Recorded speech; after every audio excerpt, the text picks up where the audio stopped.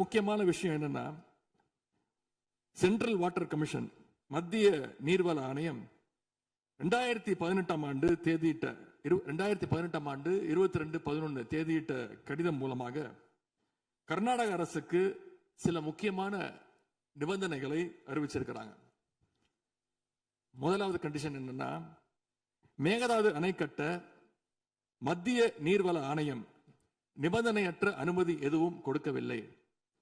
இரண்டாவதாக, அணையின் கட்டுமானத்திற்கான விரிவான திட்ட அறிக்கையை கர்நாடக அரசு தயாரிக்கிறதுக்கு முன்பாக தமிழ்நாடு அரசு தெரிவிக்கின்ற பல்வேறு ஆட்சேபனைகளை அவர்கள் பரிசீலனை செய்யணும்.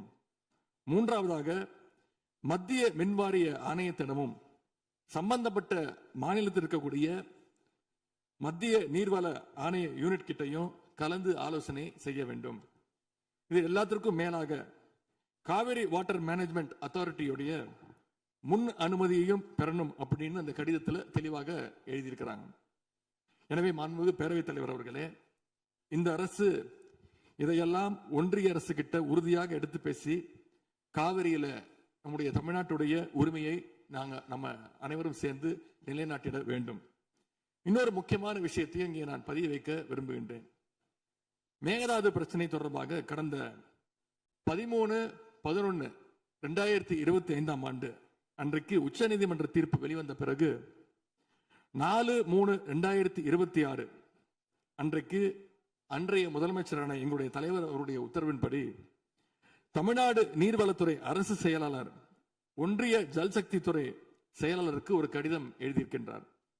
அந்த கடிதத்தில் கர்நாடகா மாநிலத்துடைய மேகதாது அணை கட்டும் பிரச்சனை ஒரு நியூ டிஸ்பியூட் அப்படிங்கிறதுனால நதி நீர் தாவா சட்டம் 1956 படி the interstate river water disputes act 1956 அடிப்படையில் நடுவர் மன்றம் அமைக்கணும்னு ஒன்றிய அரசுக்கு கோரிக்கை வச்சிருக்கிறோம்.